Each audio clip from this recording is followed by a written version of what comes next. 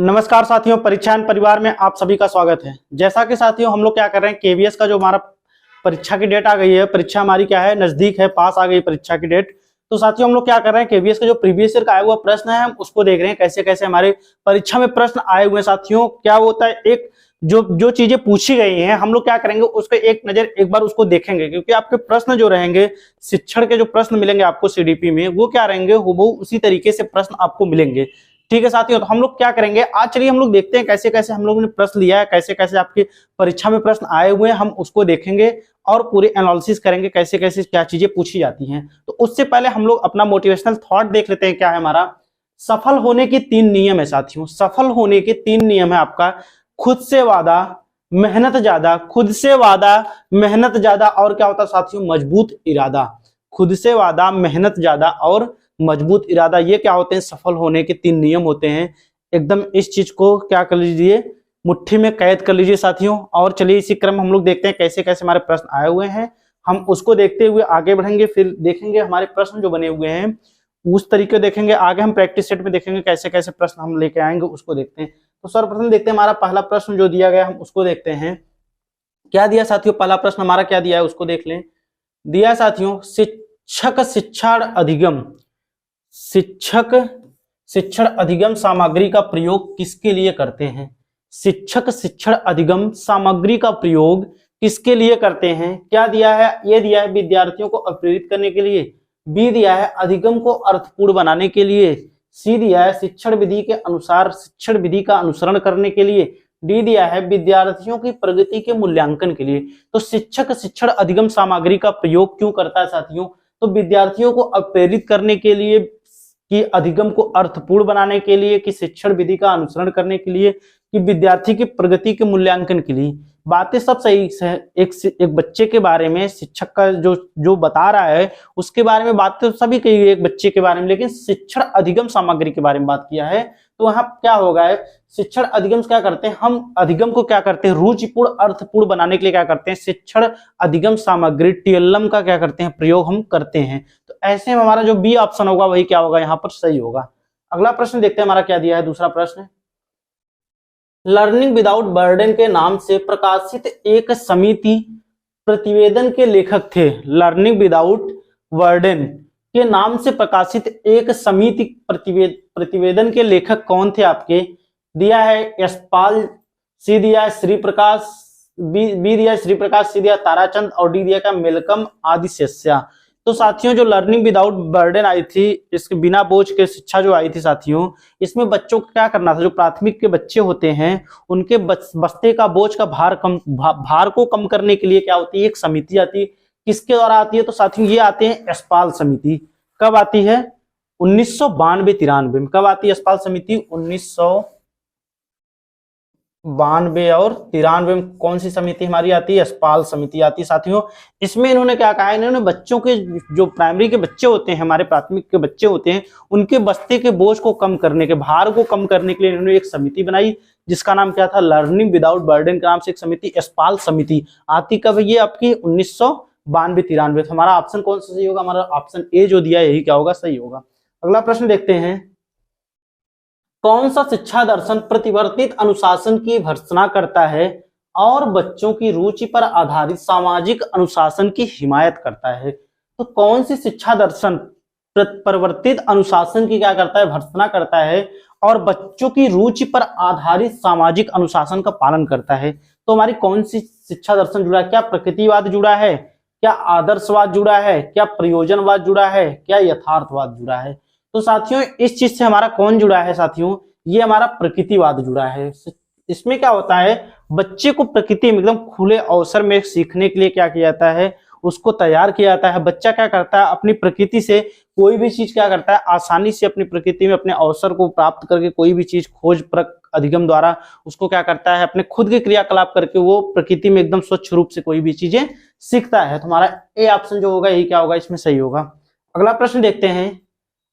परिपक्वन है क्या, परिपक्वन जिसको कहते हैं, मेच्योरिटी है क्या, क्या वह विकासात्मक प्रक्रिया है, क्या अनुभवात्मक प्रक्रिया है, क्या सामाजिकरण की प्रक्रिया है, क्या समायोजन की प्रक्रिया है। तो परिपक्वता जिसे हम कहते हैं परिपक्वन, वो किससे जुड़ा, वो जुड़ा होता है हमारे शरीर से। हमारे शरीर में जो चीजें होती हैं उससे जुड़ा होता है, तो वो किससे होता है, वृद्धि और विकास से जुड़ा होता है। तो वो क्या है, एक प्रकार की विकासात्मक प्रक्रिया। किससे परिपक्वता हमारी किससे जुड़ी होती है, विकास एवं वृद्धि से जुड़ी होती है। तो विकासात्मक प्रक्रिया है, अनुभवात्मक प्रक्रिया, सामाजिकरण प्रक्रिया और समायोजन प्रक्रिया नहीं है, बल्कि क्या है, वो एक प्रकार की विकासात्मक प्रक्रिया है। हमारा ए ऑप्शन जो दिया वही क्या होगा, सही होगा। अगला प्रश्न देखते हैं, यदि कूट निम्न प्रकार दिए गए हैं, मतलब ये कूट जो दिए गए हैं ये निम्न प्रकार दिए गए हैं, इसको देख लेते हैं साथियों कैसे कैसे कूट दिए हैं। दिया ज्ञान, समझ, विश्लेषण, अनुप्रयोग, संश्लेषण, मूल्यांकन, ज्ञानात्मक पक्ष के लिए ब्लूम के वर्गीकरण में सही क्रम पहचानना है। मतलब ब्लूम ने क्या दिया, ब्लूम के टेक्सोनॉमी उन्होंने ज्ञानात्मक, भावात्मक और क्रियात्मक 3 चरण बताए थे। कौन कौन सा, पहला क्या बताया उन्होंने, पहला चरण क्या बताया था, ज्ञानात्मक चरण बताया है, ज्ञानात्मक। दूसरा बताया भावात्मक, और तीसरा क्या बताया है, क्रियात्मक।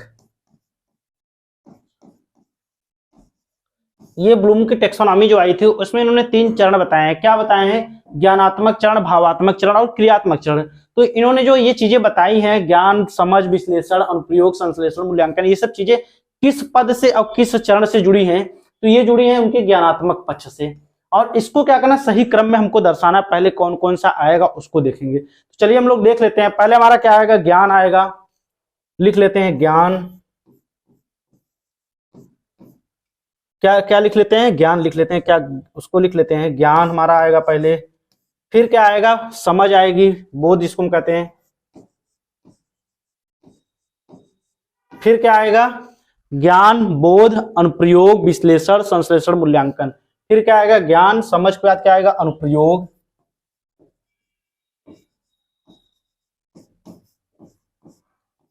फिर क्या आएगा, विश्लेषण।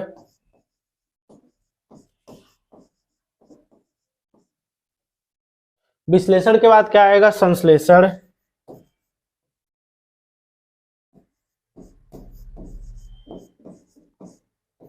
फिर क्या आएगा, मूल्यांकन लास्ट में हमारा आएगा। क्या आएगा, मूल्यांकन। तो साथियों इन्होंने ज्ञानात्मक जो चरण बताया उनमें क्या, छह चरण बताया, 6 पद दिए थे। कौन कौन सा था, ज्ञान, बोध, अनुप्रयोग, विश्लेषण, संश्लेषण, मूल्यांकन। तो देख लेते हैं किस ऑप्शन में हमारा सही दिया है, ए बी। पहले कौन सा आएगा, ज्ञान आएगा, ए आएगा। फिर बी आएगा क्या, समझ आएगा, बोध इसे हम क्या कहते हैं। फिर सी क्या हमारा, अनुप्रयोग दिया है। फिर डी क्या आएगा, हमारा विश्लेषण दिया है। फिर क्या दिया है हमारा, संश्लेषण, संश्लेषण एफ में दिया है। और लास्ट हमारा क्या दिया, जी, मूल्यांकन। तो हमारा डी ऑप्शन जो होगा यही क्या होगा, इसमें सही होगा। डी ऑप्शन में क्या होगा, सभी कोड एक लाइन से सही दिए हुए हैं। इस चीज को नोट लिए, बहुत अच्छा प्रश्न है, इससे आपके प्रश्न आएंगे भी। सीटेट के सीटेट केवीएस जो भी एग्जाम हो रहे हैं सभी की दृष्टि से क्या है, बहुत ही अच्छा ये प्रश्न है और इनसे प्रश्न बनते भी हैं। चलिए अगला प्रश्न देखते हैं क्या दिया है।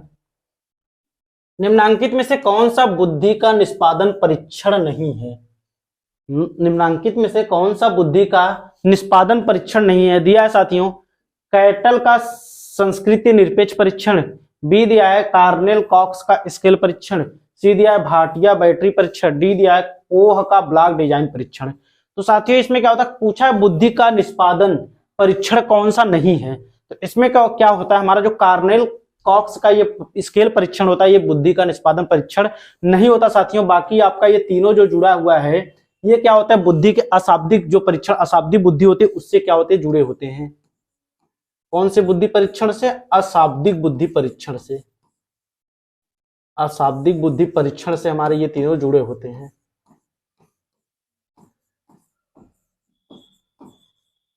अशाब्दिक बुद्धि परीक्षण हमारे क्या होते हैं, ये तीनों जुड़े होते हैं। कौन कौन सा, कैटल का, भाटिया का और कोह का ब्लॉक डिजाइन परीक्षण। और जो हमारा पूछा है कौन सा नहीं है, तुम्हारा जो बी वाला ऑप्शन दिया है कार्नेल कॉक्स का स्केल परीक्षण, यही क्या होता है, इसमें नहीं होता साथियों। ठीक है, तो हमारा कौन सा ऑप्शन सही होगा, हमारा बी ऑप्शन जो दिया वही सही होगा। बढ़ते अगला प्रश्न देखते हैं। दिया है निम्नांकित में से कौन सा व्यक्तित्व मापन का प्रक्षेपण परीक्षण है। कौन सा व्यक्तित्व मापन का प्रक्षेपण परीक्षण है साथियों, इसको देख लेते हैं। ऑप्शन हमारा ए दिया है मिनीसोटा बहुपक्षी व्यक्तित्व तालिका, बी दिया है समाज मिति परीक्षण, सी दिया है शब्द साहचर्य परीक्षण, डी दिया है बैल समायोजन तालिका। तो कौन सा व्यक्तित्व मापन का परीक्षण है, बहुत बार पढ़ते हुए आ रहे हैं, ये क्या होता है हमारा शब्द साहचर्य परीक्षण जो होता है, ये हमारे व्यक्तित्व परीक्षण से क्या होता है, जुड़ा होता है। ऑप्शन सी हमारा जो दिया है ये क्या होगा, इसमें सही होगा। अगला प्रश्न देखते हैं, निम्नांकित में से किसके परिणामों के आधार पर उपचारात्मक शिक्षण भली भांति संचालित किया जा सकता है। निम्नांकित में से दिया साथियों, निम्नांकित में से किसके क्या दिया है, परिणामों के आधार पर, किसके परिणामों के आधार पर उपचारात्मक शिक्षण भली भांति क्या होता है, भली भांति इसमें क्या दिया है, संचालित किया जा सकता है। तो साथियों दिया है वो हमारा क्या दिया है, संप्राप्ति परीक्षण, बी दिया है संचयी अभिलेख, सी दिया है निदानात्मक परीक्षण, डी दिया है मानक।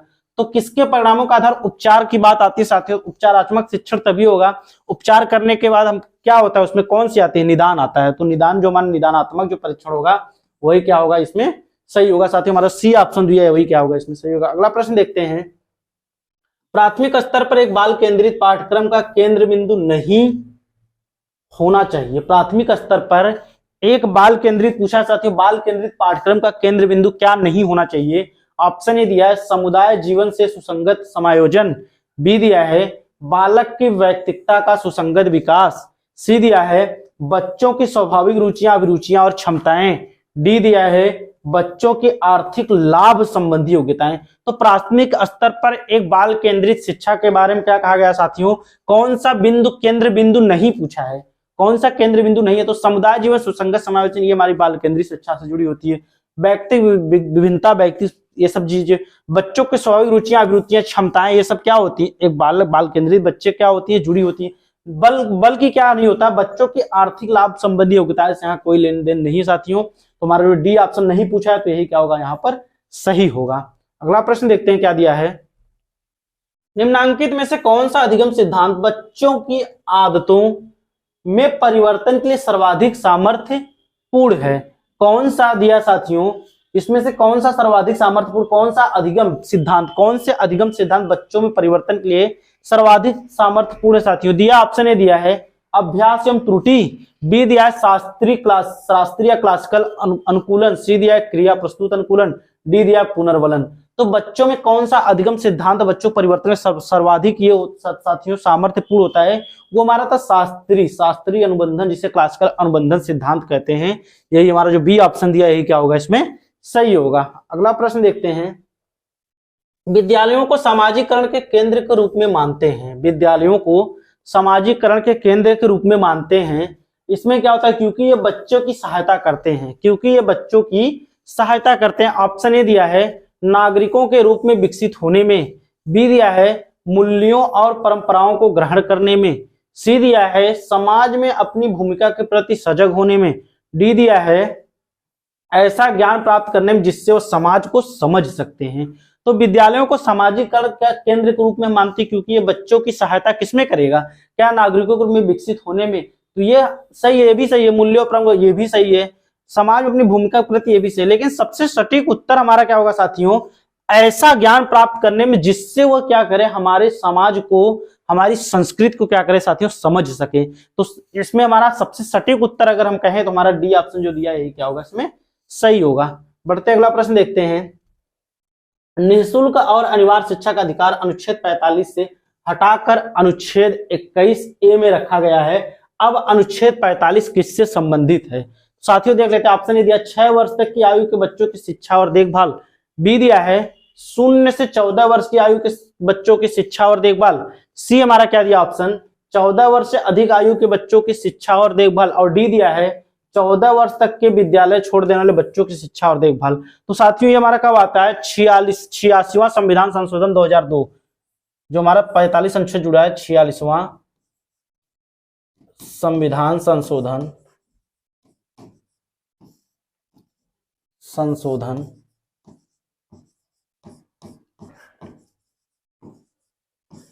2002। इसमें क्या होता है, 46वां संविधान संशोधन, जो हमारा 86वां संविधान संशोधन 2002 है, ये क्या कहता है, अनुच्छेद 45 की बात करता है। इसमें क्या कहा है, 6 वर्ष तक की आयु के जो बच्चे हमारे होते हैं उनकी शिक्षा के लिए देखभाल करना। ठीक है साथियों, बच्चे जब 6 वर्ष के हो जाते हैं तो उनकी शिक्षा के लिए 6 वर्ष की आयु तक के बच्चों की शिक्षा और देखभाल की जिम्मेदारी लेना, यही हमारा ऑप्शन जो ए दिया है, मतलब वही क्या होगा, सही होगा। अगला प्रश्न देखते हैं। एक कक्षा कक्ष में विद्यार्थियों को कुछ नहीं बताया जाता है। एक कक्षा कक्ष में विद्यार्थियों को कुछ नहीं बताया जाता है और उन्हें सावधानी पूर्वक प्रश्नों के माध्यम से हल तक पहुंचाया जाता है। वे पास में उपलब्ध पुस्तकों और अन्य सामग्री उपयोग में ला सकते हैं। प्रयोग में लाई किस शिक्षण विधि के द्वारा ला सकते हैं। कहा क्या गया दोस्तों, एक कक्षा कक्ष में विद्यार्थियों को क्या आता है, कुछ नहीं बताया जाता है और उन्हें सावधानी पूर्वक बनाए गए प्रश्नों का हल तक पहुंचाया जाता है। तो वे पास में उपलब्ध पुस्तकों और अन्य सामग्री उपयोग में ला सकते हैं। निम्नलिखित कौन सी शिक्षण विधि सबसे उपयुक्त होगी। दिया है क्या प्रयोगशाला विधि, बी दिया है ह्यूरिस्टिक विधि, सी दिया है समस्या समाधान विधि, डी दिया प्रोजेक्ट विधि। सबसे सटीक इसमें क्या होगा साथियों, हम क्या करेंगे, जो हमारी समस्याएं रहती हैं अगर हम समस्या क्या करेंगे समाधान करेंगे तो उसमें तर्क वितर्क चिंतन आदि चीजें हम क्या रहेंगी शामिल रहेंगी। तो ये कैसा रहेगा हमारा समस्या समाधान विधि इसमें शामिल रहेगी। तो सी ऑप्शन हमारा क्या होगा सही होगा। अगला प्रश्न देखते हैं। राष्ट्रीय पाठ्यचर्या रूपरेखा 2005 में कक्षा 2 तक गृह कार्य की अनुशंसा नहीं की गई है। कक्षा 3 से प्रति सप्ताह कितने घंटे गृह कार्य की अनुशंसा की गई है साथियों। इसके बारे में क्या कहा, ये बताया है कितने घंटों की बात की गई है। तो ये क्या 1 घंटे के बारे में, बी दिया 2 घंटे, सी दिया 3 घंटे और डी दिया 4 घंटे। तो साथियों इसमें से क्या होता है, राष्ट्रीय पाठ्यचर्या रूपरेखा 2005 में कक्षा 2 तक की गृह कार्य की अनुशंसा नहीं की गई है।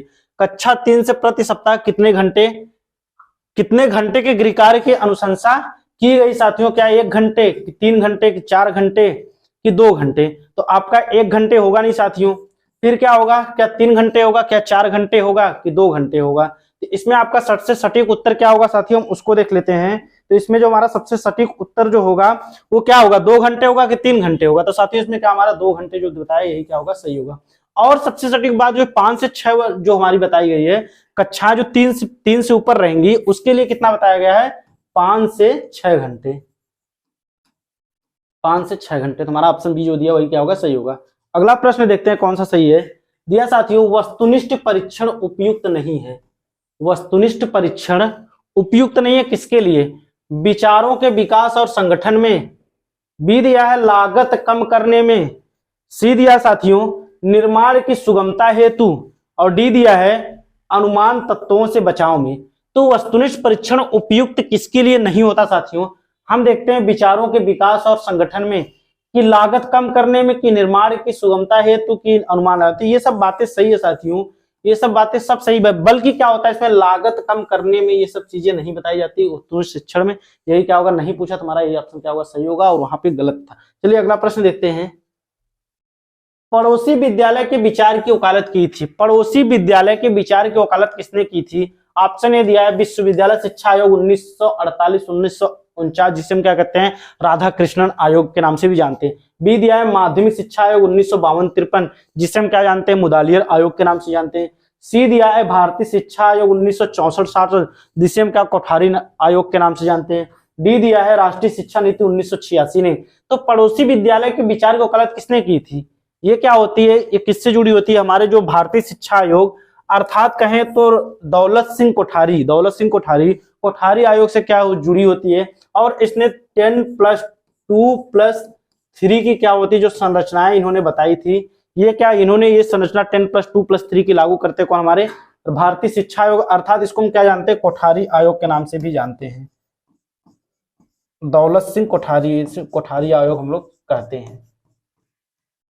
और बाकी आपका विश्वविद्यालय आयोग आपको पता होगा राधा कृष्णन आयोग, माध्यमिक शिक्षा आयोग मुदालियर आयोग, राष्ट्रीय शिक्षा नीति विभाग। तो हमारा सी ऑप्शन जो दिया है ये क्या होगा इसमें सही होगा। अगला प्रश्न देखते हैं। बच्चों के व्यक्तित्व का सर्वांगीण विकास तभी अर्थपूर्ण होता है जब वे, बच्चों के व्यक्तित्व का सर्वांगीण विकास तभी अर्थपूर्ण होता है जब वे क्या होते हैं। ए दिया है शारीरिक रूप से स्वस्थ होते हैं, बी दिया है सांवेगिक रूप से स्थित होते हैं, सी दिया सक्रिय होते हैं, डी दिया अपनी कमियों और शक्तियों के बारे में पूर्णतः सजग होते हैं।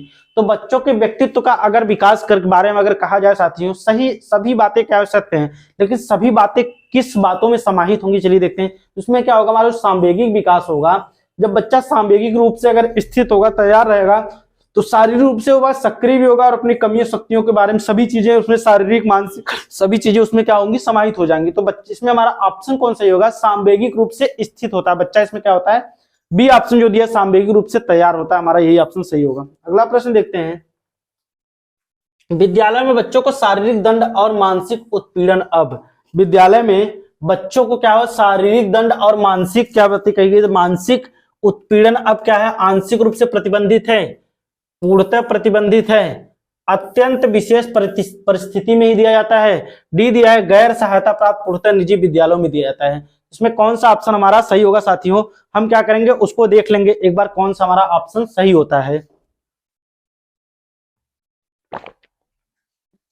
दिया साथियों, क्या शारीरिक दंड और मानसिक उत्पीड़न की बात अब क्या है, क्या आंशिक रूप से पूर्णतः क्या होता है, ये पूर्णतः प्रतिबंधित है। बात किसमें कही, हमारी आरटीई 2009, आरटीई 2009 की धारा 17(1) में क्या कहा गया है दोस्तों, मानसिक रूप, शारीरिक और मानसिक रूप से बच्चों पर क्या करना, बोझ नहीं डालना है और उनको क्या करना, और ऐसा अगर आप करते हैं तो धारा 17(2) के तहत, धारा 17(2) के तहत क्या माना जाएगा, आपको उत्पीड़न की सजा हो सकती है साथियों। प्रताड़ित की सजा, जो चीजें इसमें सुनाई गई वही चीजें इसमें शामिल होती है। तो हमें किसी बच्चे को शारीरिक और मानसिक दंड से क्या करना, उसको ये सब चीजें पूर्णतः प्रतिबंधित हैं। आरटी 2009 की धारा 1 में 17(1) में बताया किसी बच्चे को मानसिक और शारीरिक रूप से टॉर्चर नहीं कर सकते। ऐसा अगर हम करते हैं तो हमको क्या होती है, धारा 17(2) के तहत हमको क्या होगी, प्रताड़ित उत्पीड़न की सजा सुनाई जा सकती है। साथियों हमारा बी ऑप्शन जो दिया वही क्या होगा, सही होगा। अगला प्रश्न देखते हैं, निम्नलिखित में से कौन सा हर्बर्ट के औपचारिक शिक्षण के पदों का भाग नहीं है। हर्बर्ट की पंचपदी जो प्रणाली थी उसमें पूछा है कौन सा औपचारिक शिक्षण के पदों का भाग नहीं है साथियों। इसमें देख लेते हैं, ऑप्शन ए दिया है नई सामग्री का प्रस्तुतिकरण, बी दिया है तुलना और संक्षिप्तीकरण, सी दिया है सामान्यीकरण, डी दिया है आकलन और मूल्यांकन। तो इसमें कौन सी नहीं है साथियों, तो हमारा क्या है, तैयारी होती है, प्रस्तुति होती है, तुलना होता है, सामान्यीकरण, अनुप्रयोग। उन्होंने क्या बताया था, पहला देख लेते हैं पंचपदी में तैयारी, दूसरा प्रस्तुति, तीसरा तुलना, पुराने विचारों को नए ज्ञान, नए विचारों में जोड़कर क्या तुलना करना, चौथा क्या हमारा सामान्यीकरण,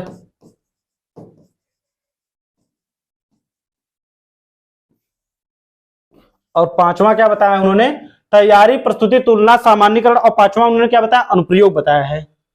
अनुप्रयोग तो साथियों कौन सा इसमें शामिल नहीं होता, हम उसको देखते हैं कौन सा इसमें शामिल नहीं है। तो इन्होंने 5 हर्बर्ट स्पेंसर जो पंचपदी प्रणाली बताई थी, तैयारी, प्रस्तुति, तुलना, सामान्यीकरण, अनुप्रयोग। तो इसमें नई सामग्री सही है, तुलना सही है, सामान्यीकरण सही है, इसमें आकलन और मूल्यांकन की ये बात नहीं करते साथियों। यही ऑप्शन हमारा क्या होगा, सही होगा। नहीं पूछा तो यहाँ पर यही क्या होगा, गलत होता साथियों। ऑप्शन कौन सा, डी। चलिए अगले प्रश्न देखते हैं क्या दिया है। दिया है राष्ट्रीयता के लिए शिक्षा का एक अवगुण क्या है। राष्ट्रीयता के लिए शिक्षा का एक अवगुण क्या है। ऑप्शन ए है घृणा और भय का विकास, बी है राजनैतिक एकता, सी है स्वार्थपरता को प्रेरणा, और डी है सामाजिक आर्थिक विकास। तो राष्ट्रीयता के लिए अवगुण की बात की है साथियों, तो क्या होता है, घृणा और भय का विकास, राजनैतिक एकता या स्वार्थ प्रेरणा। हमारा जो सी ऑप्शन दिया है स्वार्थपरता को प्रेरणा, यही क्या होता है, अवगुण होता है राष्ट्रीयता के लिए शिक्षा का। हमारा सी ऑप्शन जो दिया है यही क्या होगा, इसमें सही होगा। अगला प्रश्न देखते हैं, प्राथमिक स्तर पर श्री अरविंद द्वारा सुझाए गए पाठ्यक्रम में निम्नलिखित में से क्या नहीं था।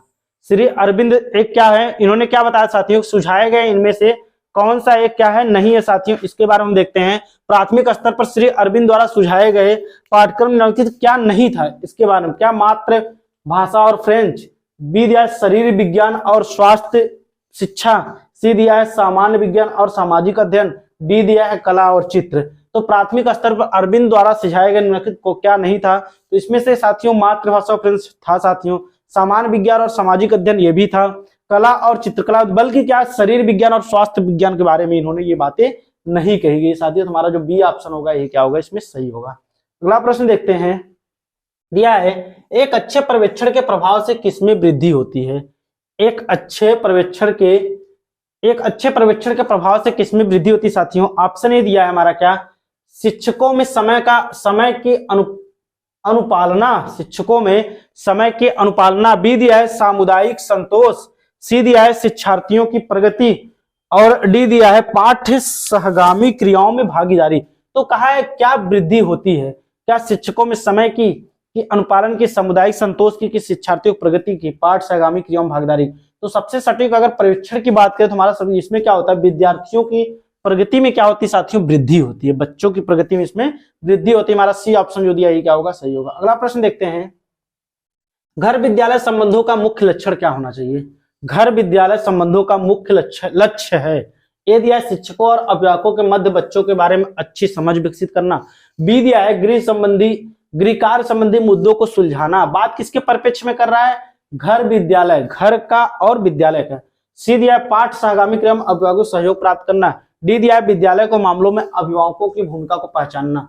तो सबसे सटीक उत्तर हमारा क्या होगा साथियों, शिक्षकों और अभिभावकों के मध्य बच्चों के बारे में। क्योंकि हम अगर एक स्कूल और विद्यालय अगर घर और की बात करेगा, विद्यालय और घर की बात करता है तो उसमें क्या होता है, बच्चों को ही मुख्य मानकर क्या करेगा, कोई भी बातें करेगा। तो ऐसे में बच्चों के बारे में अच्छी समझ को वो क्या करता है, विकसित करना उसका लक्ष्य होता है। हमारा ए ऑप्शन जो दिया है क्या होगा, इसमें सही होगा।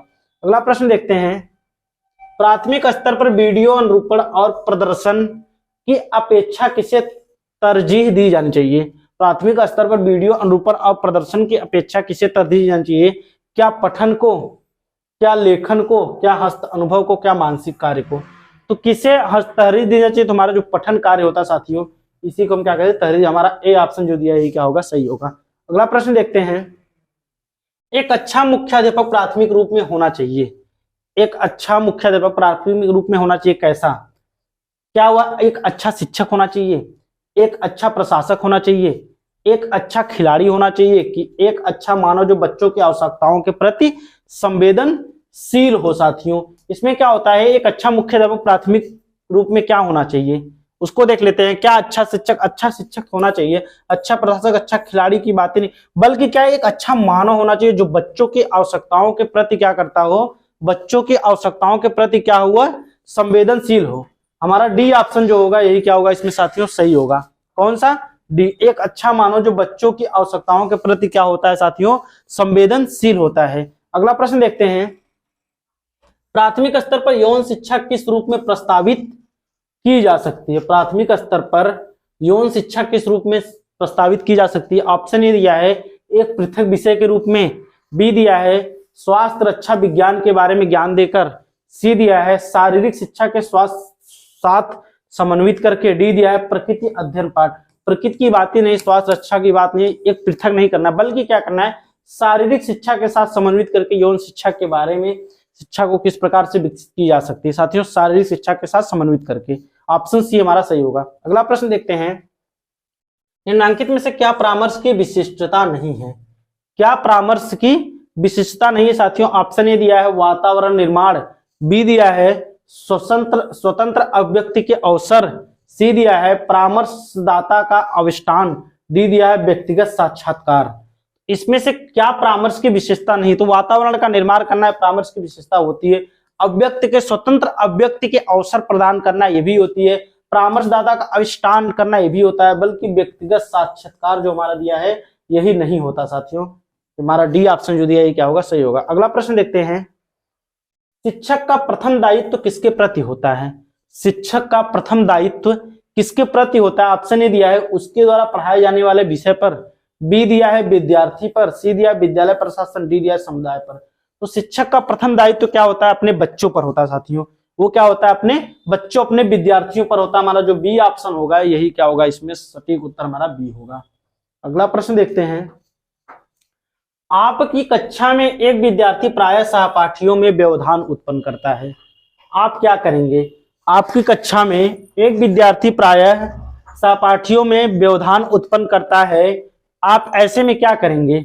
ऑप्शन ए दिया उसे कक्षा से निकाल दूंगी या निकाल दूंगा भाई, बी दिया है उसकी बैठने की जगह बदल दूंगी या दूंगा, उसे शांत रहने को कहूंगा, डी दिया है उसे बुलाकर कुछ अतिरिक्त कार्य दूंगा या दूंगी। आपकी कक्षा में क्या कहा, एक विद्यार्थी सहपाठियों द्वारा क्या होता है, सहपाठियों व्यवस्था में व्यवधान उत्पन्न करता है, उसे कक्षा से निकाल दूंगी, जगह बदल दूंगी, शांत, ये सब बातें नहीं, बल्कि उसे बुलाकर क्या कहेंगे, अतिरिक्त कोई गृह कार्य, कोई कार्य उसको क्या करेंगे, देंगे, जिससे क्या रहेगा, वो उस चीज को करने में व्यस्त रहेगा और बच्चे क्या होंगे, उनका जो व्यवधान रहेगा वो टल जाएगा। साथियों हमारा डी ऑप्शन जो दिया है ये क्या होगा, सही होगा।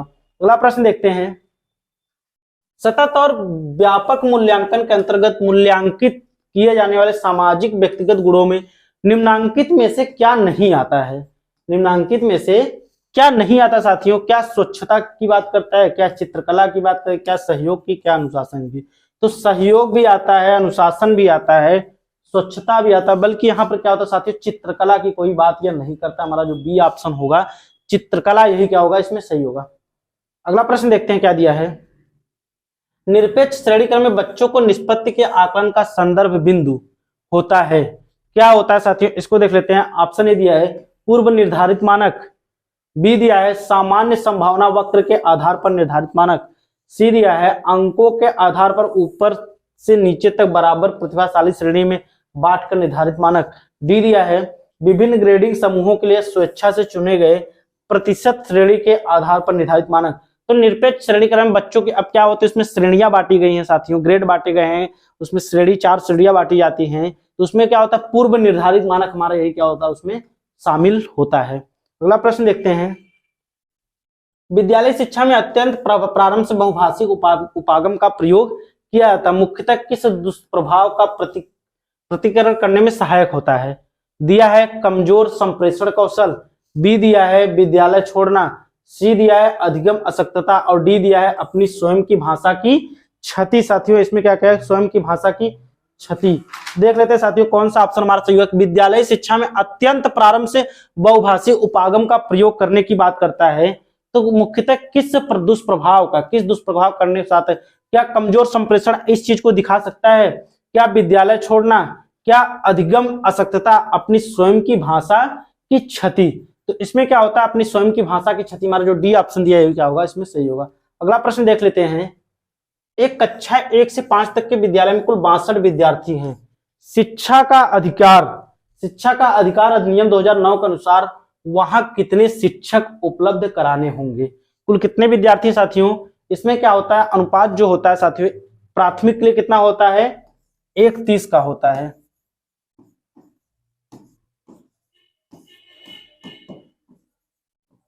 और उच्च के लिए 1:35 का। तो साथियों इसमें क्या कितने शिक्षक उपलब्ध कराने होंगे, अगर कक्षा में 62 विद्यार्थी होंगे, 1 2 3, तो इसमें कितने शिक्षक होंगे, 3 शिक्षक उपलब्ध कराने होंगे। अगला प्रश्न देखते हैं, एक प्राथमिक शिक्षक को शिक्षण और तैयारी के लिए कितने कार्य घंटे प्रति सप्ताह शिक्षा का अधिकार अधिनियम 2009 के अंतर्गत विहित किए गए हैं। क्या 40, क्या 45, क्या 50, क्या 55। तो बहुत अच्छा सवाल साथियों हमेशा पूछा था, ये कितना होता है 45 घंटे माना गया। अगला प्रश्न देखते हैं क्या दिया है, बहुकक्षा शिक्षण की सबसे बड़ी कमी होती है, बहुकक्षा शिक्षण की सबसे बड़ी कमी क्या होती साथियों, दिया है यह अध्येताओं के दायित्व में वृद्धि करती है, बी दिया है इससे अनुशासनहीनता पनप सकती है, और सी दिया है इसमें व्यक्तिगत ध्यान की प्रक्रिया में कमी आती है, और डी दिया है यह शिक्षकों को निष्क्रिय बनाती है।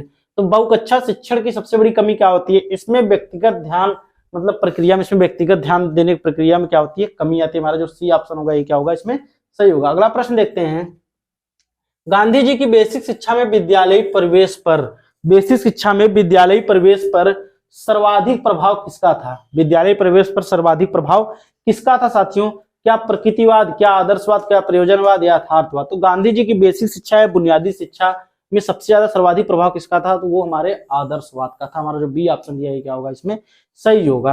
अगला प्रश्न देखते हैं, निम्नलिखित में से कौन सा तत्व न्यूनतम अधिगम स्तर MLL के बारे में की महत्वपूर्ण विशिष्ट नहीं है, ML के बारे में महत्वपूर्ण विशिष्ट नहीं है साथियों। क्या देखते हैं, ऑप्शन ए दिया है अधिगम निपुणता, बी दिया लघु पद, सी दिया है क्या व्यक्तिगत भिन्नताएं, और डी दिया है क्या सतत एवं व्यापक मूल्यांकन CCE जिसे हम कहते हैं। तो क्या महत्वपूर्ण नहीं है, अधिगम निपुणता है, लघुपद भी है, सतत व्यापक, बल्कि क्या होती है व्यक्तिगत भिन्नताएं इसमें शामिल नहीं होती है, महत्वपूर्ण नहीं होती साथियों, ये क्या होगा हमारा सही होगा। अगला प्रश्न देखते हैं, निम्नलिखित में से कौन सी अस्थायीकरण युक्ति दीर्घकालिक धारण शक्ति के लिए उपयोगी है, निम्नलिखित में से कौन सी अस्थायीकरण युक्ति दीर्घकालिक धारण शक्ति के लिए उपयोगी होती है। ऑप्शन ए दिया है प्रश्न पूछना, बी सहभागिता दिया है, सी अभ्यास दिया है, डी मूल्यांकन। तो सबसे सटीक उत्तर हमारा क्या होगा ऐसे में अभ्यास, क्योंकि हम कोई भी चीजों को क्या करते हैं बार बार अभ्यास करते हैं। तो अभ्यास करने से हमारी क्या होती है अस्थाई जो चीजें हम सीख रहे हैं वो क्या होती हैं अस्थाई रूप से हमको याद हो जाती है, हमको हम उस चीज को समझ लेते हैं। तो हमारा सी ऑप्शन जो दिया है वही सही होगा। अगला प्रश्न देखते हैं, राष्ट्रीय पाठचर्या की रूपरेखा 2005 के अनुसार निम्नलिखित में से कौन सा प्रमुख बदलाव नहीं है? निम्नलिखित में से कौन सा प्रमुख बदलाव नहीं है साथियों? ए दिया है अध्यापक केंद्रीय से अध्येता केंद्रीय की ओर, बात सही है, अध्यापक केंद्रीय बाल केंद्रीय। बी दिया है अध्येता स्वायत्ता से अध्यापक अभिदिशा की ओर, क्या बाल केंद्रीय से अध्यापक की ओर बात की? नहीं। निष्क्रिय से सक्रिय अधिगम की ओर, बिल्कुल सही बात है। कक्षा कक्ष की चार दीवारी में अधिगम से विस्तृत सामाजिक, मतलब कक्षा बच्चों की कक्षा कक्ष मतलब बाहरी वातावरण से उनको सिखाना बात से, बल्कि अध्येता से मतलब इसमें क्या शिक्षक से बच्चों की ओर बात नहीं की बल्कि बाल केंद्रित से बाल केंद्रित शिक्षा की बात की गई। साथियों हमारा जो बी ऑप्शन होगा ये क्या होगा इसमें सही होगा, नहीं पूछा है साथियों ध्यान दीजिएगा, तुम्हारा बी ऑप्शन सही होगा। देखते हैं आज का लास्ट प्रश्न क्या है, पुस्तक दीवा स्वप्न के लेखक कौन है? पुस्तक दीवा स्वप्न के लेखक कौन है? दिया है गीजू भाई बधेका, बी दिया है काका कालेलकर, सी दिया है क्या ताराबेन, और डी दिया है किशोरी लाल मसरूवाला। तो इसमें कौन सा सही होगा? पुस्तक दीवा स्वप्न के लेखक आपको बहुत ही चर्चित पुस्तक किसकी है? तो गीजू भाई बधेका की। किसकी पुस्तक है साथियों? गीजू भाई बधेका की यह पुस्तक है। और बाल केंद्रित शिक्षा, भारत में बाल केंद्रित शिक्षा जो हमारी होती है उसको लाने का श्रेय सबसे ज्यादा कहें तो किसको जाता है? गीजू भाई बधेका को। और बच्चे इन्हें क्या करते हैं प्यार से इनको मूंछों वाली माँ भी कहते हैं इसको, गीजू भाई बधेका के। और इन्होंने क्या है प्राथमिक स्तर के बच्चों के लिए बाल केंद्रित शिक्षा के उपागम को तैयार किया साथियों। इन्होंने बच्चों की समझ के लिए बहुत ही सारे बहुत ज्यादा कार्य इन्होंने किए हैं बच्चों के लिए। तो हमारा ऑप्शन कौन सा सही होगा? हमारा ए ऑप्शन जो दिया है गीजू भाई बधेका, ये क्या होगा सही होगा साथियों। तो ये हमारे 40 क्वेश्चन क्या होते हैं समाप्त होते हैं साथियों। ऐसे ऐसे प्रश्न आपको पिछले एग्जाम में आए हुए पेपर में आए हुए। हम पहले आप हमारे चैनल को क्या करें साथियों, अगर सब्सक्राइब नहीं किया सब्सक्राइब कीजिए, लाइक कीजिए, कमेंट कीजिए और सबसे ज्यादा शेयर कीजिए, ठीक है। तो आप सभी को कोई भी डाउट आप कमेंट सेक्शन में उस चीज को पूछ सकते हैं। तो साथियों आज के लिए इतना ही, आप सभी का बहुत बहुत धन्यवाद।